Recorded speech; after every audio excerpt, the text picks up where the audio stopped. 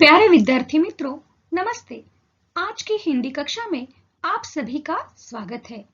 आज हम पढ़ने जा रहे हैं रस। तो आइए देखते हैं रस क्या होते हैं, रस की परिभाषा, भेद और उदाहरण। रस रस का शाब्दिक अर्थ है आनंद। आनंद या प्रसन्नता।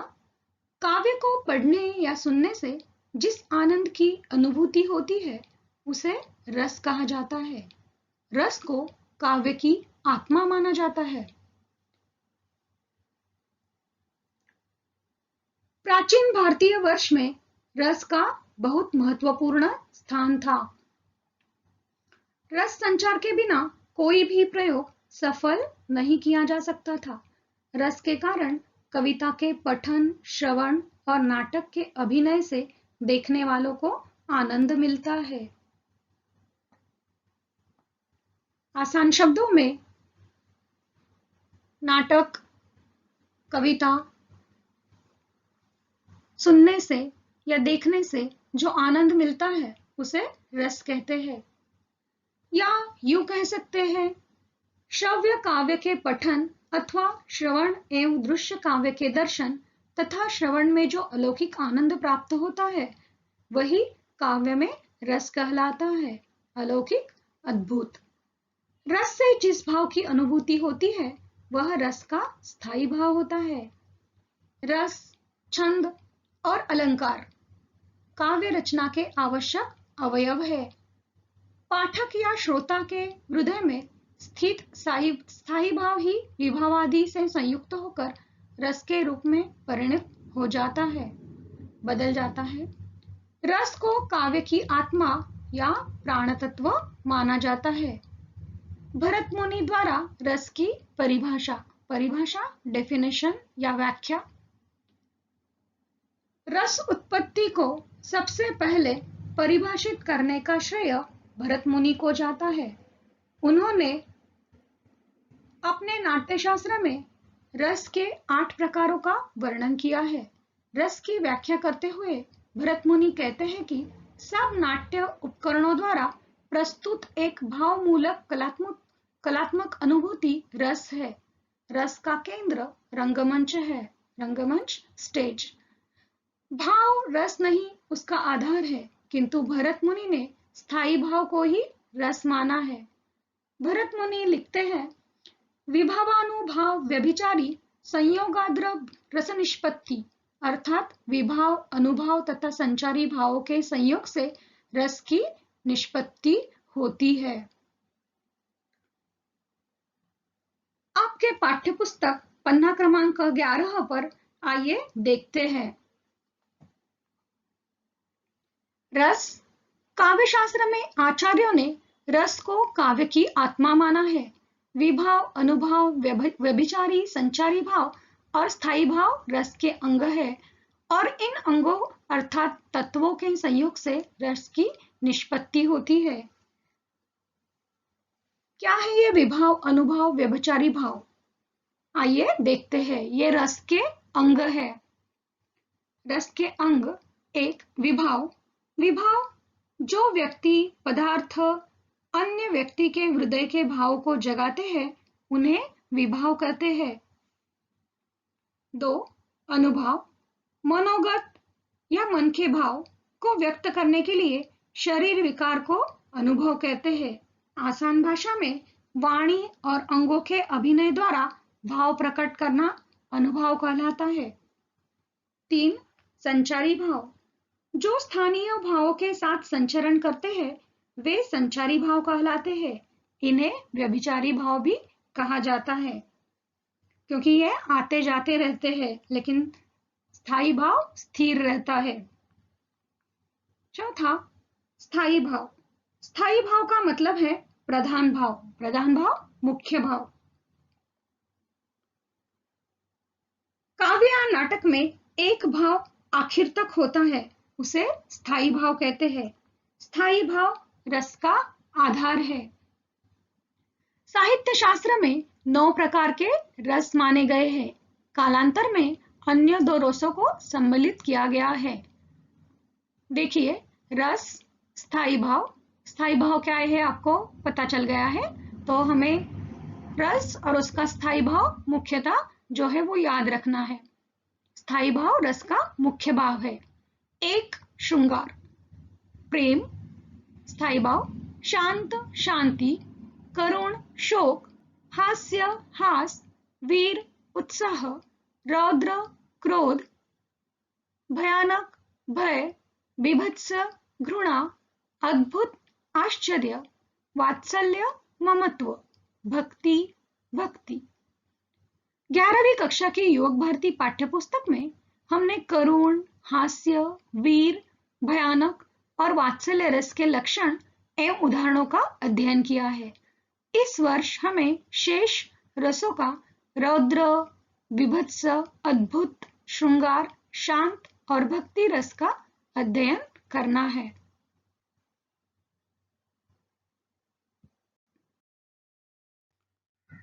रौद्र रस, जहां पर किसी के असह्य वचन, असह्य, असहनीय, अपमानजनक व्यवहार के फलस्वरूप हृदय में क्रोध का भाव उत्पन्न होता है, गुस्सा आता है, वहां रौद्र रस उत्पन्न होता है।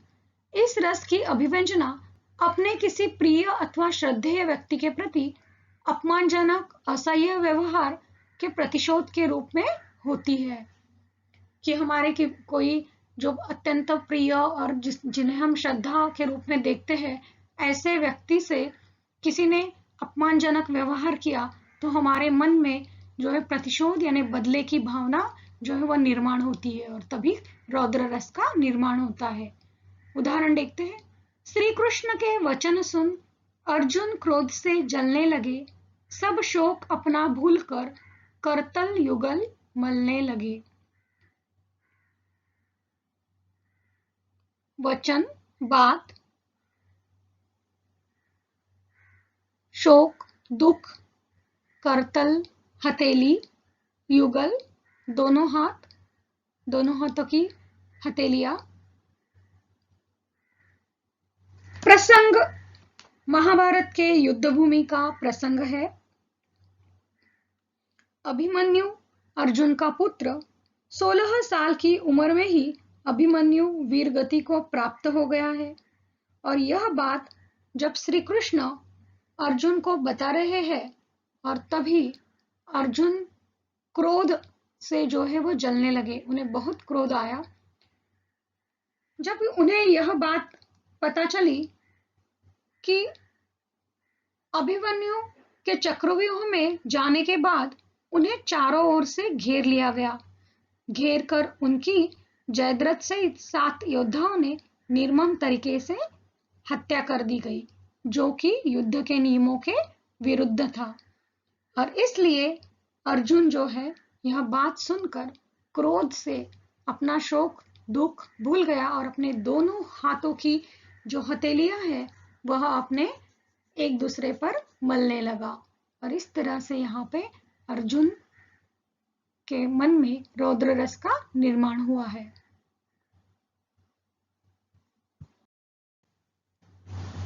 उस समय क्रोधित अर्जुन ने अपने पुत्र की मृत्यु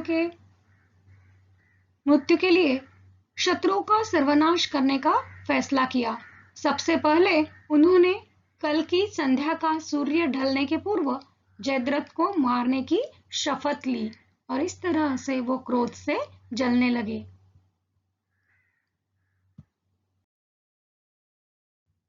चित्र में देख सकते हैं किस तरह वीर की तरह अभिमन्यु लड़ रहा है। दूसरे चित्र में देख सकते हैं कि वह निहत्था हो गया है और सभी जो शत्रु है उस पर वार कर रहे हैं। अगला जो उदाहरण है, कहा कैकेयी ने सक्रोध, दूर हट निर्बोध द्विजीवे रस में विष मत घोल। प्रसंग रामायण का है। मंथरा कैकेयी की दासी थी। कहते हैं अपने मैके से वह उनके साथ ससुराल आई थी। गोस्वामी तुलसीदास की रामचरितमानस के अनुसार मंथरा दासी के कहने पर ही श्री राम के राज्याभिषेक होने के अवसर पर कैकेयी ने राजा दशरथ से 2 वरदान मांगे थे। पहले वर में उसने भरत को राज्य पद और दूसरे वर में राम के लिए 14 वर्ष का वनवास मांगा था।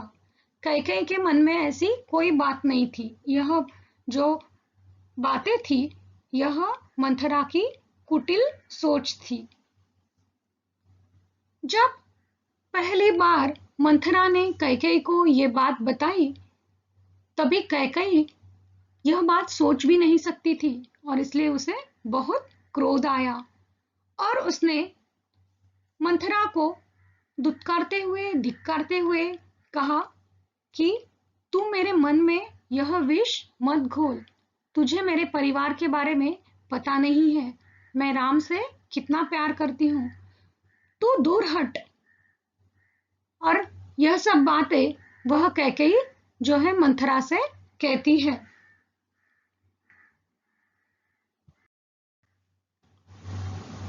और इस तरह से कैकेयी के मन में मंथरा के प्रति क्रोध का भाव तभी निर्माण होता है।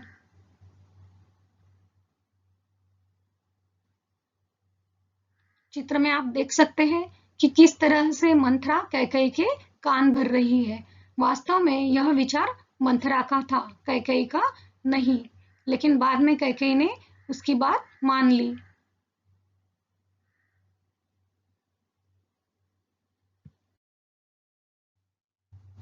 बीभत्स रस, जहां किसी अप्रिय, अरुचिकर, घृणास्पद वस्तुओं, पदार्थों के प्रसंगों का वर्णन हो, वहां बीभत्स रस उत्पन्न होता है। अप्रिय, मन को अच्छा न लगने वाला, घृणा, घिन उत्पन्न करने वाला।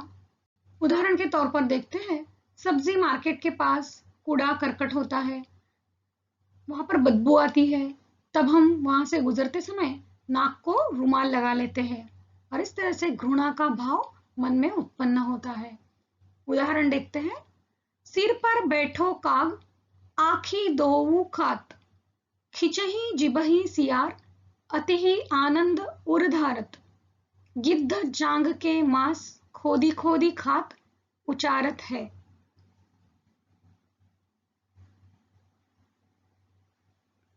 कठिन शब्द देखिए, सियार जैकल, गिद्ध वल्चर, मांस मांस शरीर का जो मांस, उचारना कुरेदना,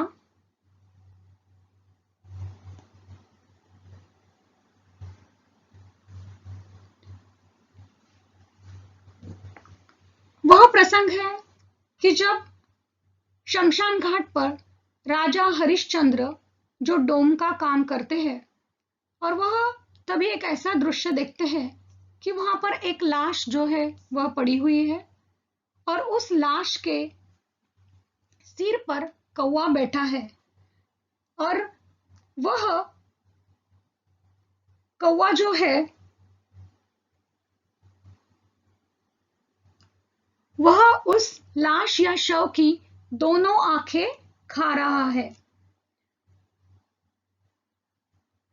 जो सियार है वह मांस खा रहा है और वह मांस खाते समय उसे आनंद आ रहा है।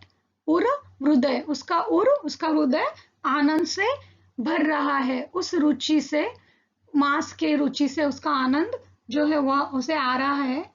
गिद्ध शव की जांग को कुरेद कुरेद कर खा रहा है। कौवा नोच नोच कर खा रहा है।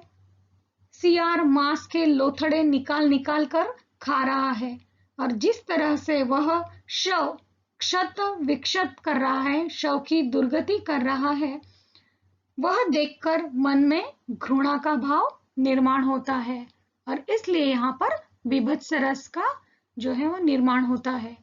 दूसरा उदाहरण, सुड़ुक सुड़ुक घाव से पिल्लू मवाद निकाल रहा है, नासिका से श्वेत पदार्थ निकाल रहा है। घाव, जख्म, मवाद, पस, नासिका नाक, श्वेत सफेद, श्वेत पदार्थ, नाक से बहने वाला कफ या स्नॉट। तो इस तरह से यह जो उदाहरण हम लोग ऐसे देखेंगे, ऐसे दृश्य, तो फिर हमें घृणा होगी। बेहतर चित्र से आप समझ सकते हो।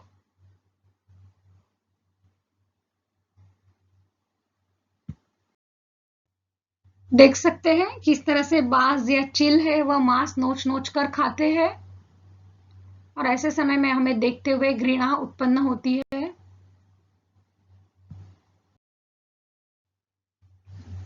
नासिका से श्वेत पदार्थ निकल रहा है,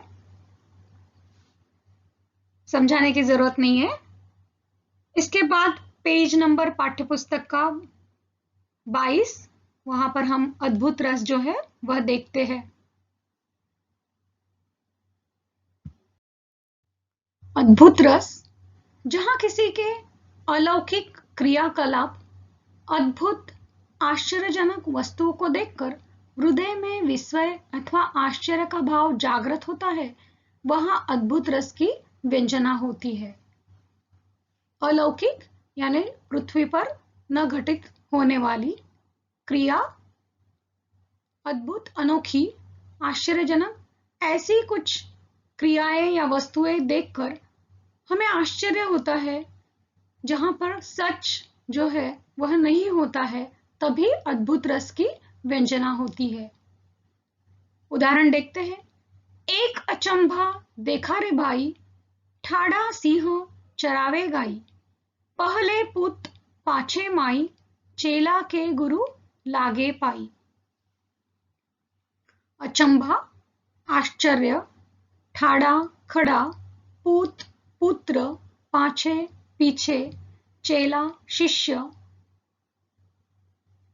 लागे पाई, पैर पड़ना।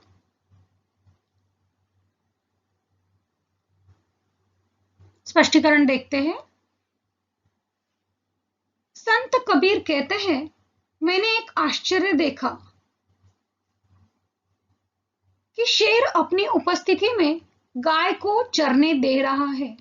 जो शिकार पर आक्रमण कर सकता है, वह सिंह खड़ा खड़ा गाय चरा रहा है, और इसलिए यहां पर अद्भुत रस है। पहले पुत पाछे माई, चेला के गुरु लागे पाई। मैंने देखा पहले पुत्र जन्मा, बाद में माता ने जन्म लिया, जो कि अद्भुत है, विश्वास रखने लायक नहीं है। गुरु चेला के पैर लग रहा था, जबकि यह भी अविश्वसनीय है। गुरु गुरु होते हैं, शिष्य शिष्य होता है, और इसलिए गुरु शिष्य के पैर नहीं लगते हैं, और इसलिए यहाँ पे अद्भुत रस की व्यंजना होती है। दूसरा उदाहरण। बिनु पग चले, सुने बिनु काना, कर बिनु कर्म करे, विधि नाना, आनन रहित सकल रस भोगी, बिनु वाणी वक्ता बड़ जोगी। कठिन शब्द। बिनु, बिना, पग, पैर, सुने, सुनना, कर्म, काम, विधि, नाना, अलग अलग प्रकार के, आनन, मुंह, सकल, संपूर्ण, कर, हाथ, वक्ता, बोलने वाला। स्पष्टीकरण देखते हैं। वह बिना पैर के चलता है, बिना कान के सुनता है, बिना हाथ के नाना प्रकार के काम करता है, बिना मुंह के ही सारे रसों का आनंद लेता है, और बिना वाणी के बहुत योग्य वक्ता है। और इस तरह से ये उदाहरण विश्वास रखने जैसे नहीं है, अविश्वसनीय है, और इसलिए वह अलौकिक है और पृथ्वी पर घटित नहीं हो सकते, और इसलिए यहाँ पे अद्भुत रस की व्यंजना या निर्मिति होती है।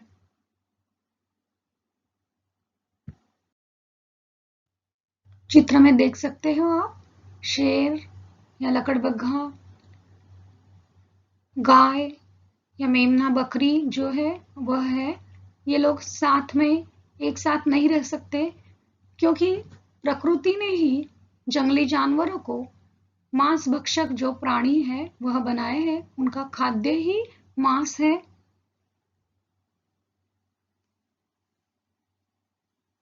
और इसलिए वह उन्हें खाना, उनका वह खाद्य ही है तो उनको खाएंगे ही।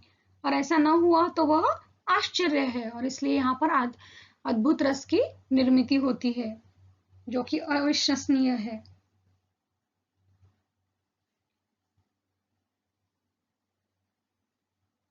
यहाँ पे विभाव सिंह हो सकता है, अनुभव आंखें फटी की फटी रहना, स्तब्ध रहना, आश्चर्यचकित होना, संचारी भाव आवेग उत्सुकता जो है वह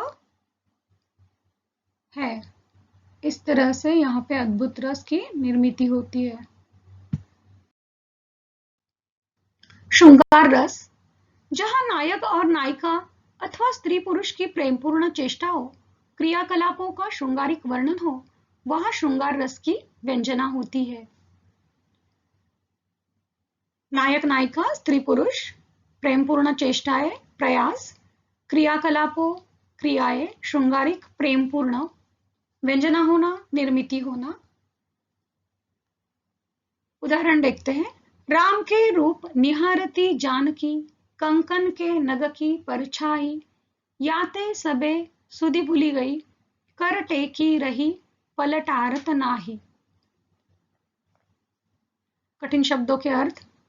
निहारना लगातार देखना, कंकन कंगन, परछाई प्रतिबिंब, टारत टालना।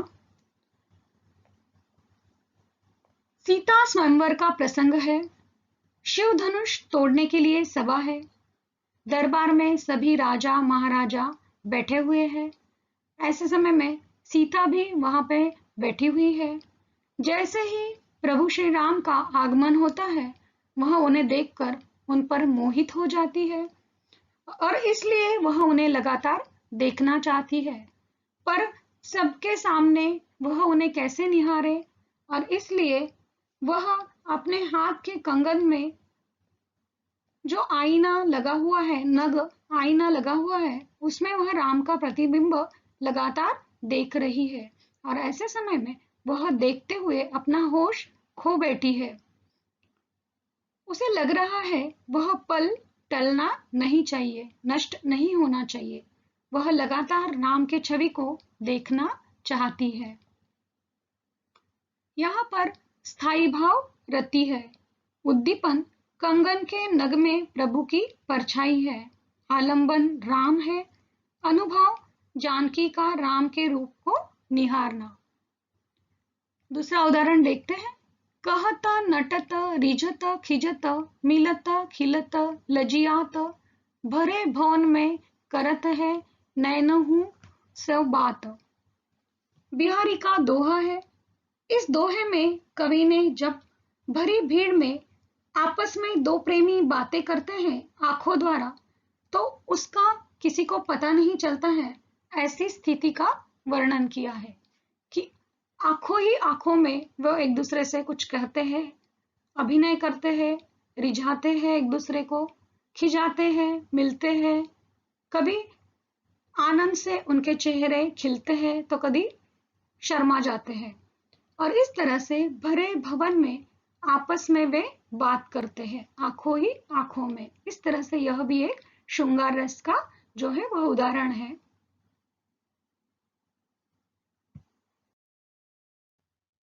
आगे का रस पढ़ते हैं। शांत रस।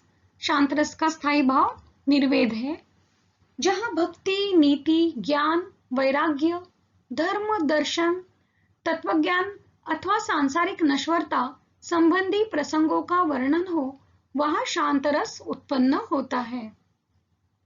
नीति योग्य बातें, वैराग्य मोह माया से मुक्ति, सांसारिक नश्वरता की एक न एक दिन सबकी मृत्यु निश्चित है, सब कुछ नष्ट होने वाला है।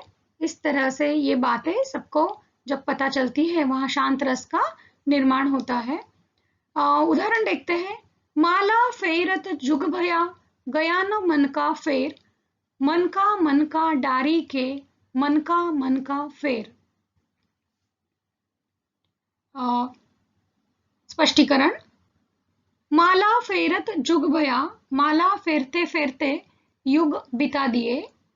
गया न मन का फेर, लेकिन अब तक मन शांत नहीं हुआ।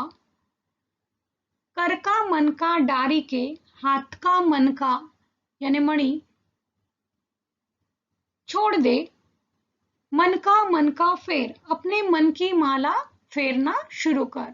विस्तृत स्पष्टीकरण देखते हैं। बहुत महत्वपूर्ण और अच्छा जो है वह उदाहरण है। इस दोहे में कबीर जी कहते हैं कि भगवान का नाम लेते लेते, माला जपते जपते तुमने युगों युग बिता दिए। सारा जीवन तुमने माला के मन के घुमाने में लगा दिया, लेकिन अब तक तुम्हें अपने मन की शांति प्राप्त नहीं हुई। जिस मन की शांति के लिए तुम सदा भगवान की माला जपते रहते हो, वह शांति तुम्हें आज तक नहीं मिली। इसलिए इस हाथ में पकड़े मनके को, जिसे तुम माला में डालकर घुमा रहे हो, इन्हें छोड़कर अपने मन के मन को ध्यान करो, अपने मन को शुद्ध करो, अपने विचार में शुद्धता लाओ, तभी तुम्हें मन की शांति प्राप्त होगी। इस तरह से अनमोल विचार कबीर जी ने हमें यहाँ पर दिया है। दूसरा उदाहरण। माटी कहे कुम्हार से, तू क्या रोंदे मोहे, एक दिन ऐसा आएगा मैं रोंदूंगी तोहे। समय निरंतर परिवर्तनशील है, इसका उदाहरण यहाँ पर दिया गया है। समय सबसे बलवान होता है। माटी कुम्हार से कहती है कि तुम मुझे क्या रोते हो, कुचलते हो। एक दिन ऐसा आएगा जब तुम्हारा विनाश हो जाएगा और तुम भी माटी में मिल जाओगे, तभी मैं तुम्हें एक दिन रोंदूंगी। समय के अनुसार सभी के दिनमान आते हैं, सबकी मृत्यु एक दिन निश्चित है, यह अमिट सत्य है। इसलिए हमें घमंड या अभिमान नहीं करना चाहिए। काल किसी को छोड़ने वाला नहीं है। मृत्यु के बाद में मनुष्य मिट्टी में ही मिल जाता है। इस तरह से यहाँ पर बतलाया गया है। इसका चित्र हम देखते हैं।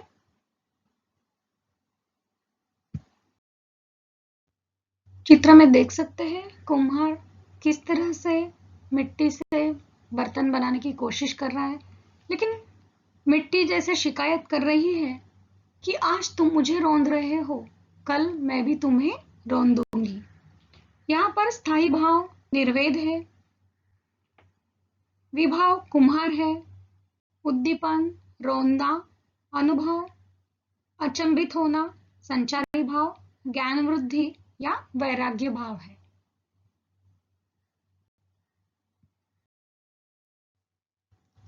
भक्ति रस, जहां ईश्वर अथवा अपने इष्ट देवता के प्रति श्रद्धा, अलौकिकता, स्नेह, विनयशीलता का भाव हृदय में उत्पन्न होता है, वहां भक्ति रस की व्यंजना होती है। परिभाषा देखते हैं कि जहां पर भगवान के प्रति हमारे मन में प्रेम, श्रद्धा, अलौकिक, हमने भगवान को अभी तक देखा नहीं है, वह अज्ञात अननोन ऐसी शक्ति है, लेकिन फिर भी हम उन पर विश्वास करते हैं, हमारे मन में उनके प्रति श्रद्धा है, और ऐसे समय में भक्ति रस की निर्मिति होती है। उदाहरण, तू दयालु दीन हो, तू दानी हो भिखारी, हो प्रसिद्ध पातकी, तू पाप पुंजहारी। हो हम, पातकी पापी, पुंजहारी पाप दूर करने वाला, समस्या से तारने वाला। तू दयालु है हे भगवान, हम दीन है, हम याचक है, हम गरीब है। तू दानी है, हम भिखारी है, तू दान करता रहता है, हम आपसे मांगते रहते हैं हमारी मन्नतें। हो प्रसिद्ध पातकी, हम जो है वह पापी है, तू हमारे पाप हरने वाला है, तू हमें माफ करने वाला है, तू क्षमाशील है। दूसरा उदाहरण, समदर्शी है नाम तिहारो, सोई पार करो। एक नदिया एक नार कहावत, मैलो नीर भरो। एक लोहा पूजा में राखत, एक घर बधिक परो। सो दुविधा पारस नहीं जानत, कंचन करत खरो। समदर्शी, सबको समान दृष्टिकोण से देखने वाले। सोई पार करो, सार्थक करो। बधिक, वध करने वाला, जल्लाद। दुविधा, संदेह। कंचन, सोना। खरो, शुद्ध। पारस, पारस पत्थर, जिसे लोहे का स्पर्श करने पर जो है लोहा पारस पत्थर का स्पर्श होने की वजह से सोना बन जाता है। स्पष्टीकरण देखते हैं। भक्त और भगवान के बीच का मधुर संबंध यहाँ पर बतलाया गया है। सूरदास जी ने उनकी इस पद में जो कहा है कि सबको पता है कि पूर्णता सिर्फ ईश्वर को प्राप्त है और इसलिए हम उन्हें मानते हैं। अपूर्णता के कारण मनुष्य गलतियां करता है, इसलिए सूरदास भगवान से अवगुण समाप्त करने के लिए नहीं बल्कि इसे हृदय में न धरने की प्रार्थना करते हैं कि हमें हमारे अवगुणों सहित माफ कर दो, क्षमा कर दो। सूरदास जी कहते हैं, मेरे स्वामी, मेरे दुर्गुणों पर ध्यान मत दो। आपका नाम समदर्शी है, तो आप वैसे ही मेरा उद्धार करो। एक लोहा पूजा में रखा जाता है, जो लोहा तलवार के रूप में जिसकी पूजा होती है। दूसरा लोहा यानी छुरी कसाई के घर पर होता है, जिससे वह किसी प्राणी की हत्या करता है। लेकिन पारस इस भेद को, इस फर्क को नहीं जानता। वह तो दोनों को ही अपना स्पर्श होने पर सच्चा सोना बना देता है। एक नदी कहलाती है और एक नाला, जिसमें गंदा पानी भरा रहता है, किंतु जब दोनों गंगा जी में मिल जाती है तब उनका सा रूप लेकर वह गंगा नदी कहलाती है। इस प्रकार सूरदास जी कहते हैं कि यह शरीर माया मोह से भरा हुआ जीव है और इसलिए यह इसे ब्रह्म का अंश कहा जाता है, किंतु माया के साथ तादात्म्य होने के कारण ब्रह्म रूप बिगड़ गया है और इसलिए तुम मुझे उस माया मोह से अलग कर दो और मुझे इस जीवन से उद्धार दिला दो। इस तरह से यहाँ पे भक्ति रस की व्यंजना होती है। आगे चित्र देखते हैं। देख सकते हैं, एक रईस आदमी हो या एक भिखारी हो, तो दोनों की जो अहमियत है वह भगवान के नजरों में एक ही है। अगर मंदिर में वो जाए तो भगवान ये नहीं कहेंगे कि आप मेरे मंदिर में मत आओ। वैसे ही यहाँ पे अलग अलग धर्म के जो चिन्ह है, प्रतीक है, आपको दिखाई दे रहे हैं, लेकिन भगवान वास्तव में एक ही है।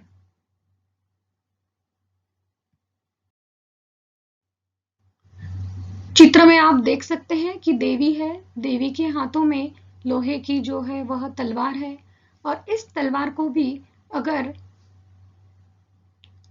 परिस का स्पर्श किया जाए तो वह भी उसे सोने में परिवर्तित कर देगा। और वहीं दूसरी तरफ छुरी है और वह जिससे हत्या होती है और उसे भी अगर परिस्पर्श के साथ स्पर्श कर दिया गया तो वह भी उसे सोने में परिवर्तित कर देगा। और इस तरह से पारस पत्थर जो है वह उन दोनों में फर्क नहीं करता, वह दुविधा वह नहीं जानता है।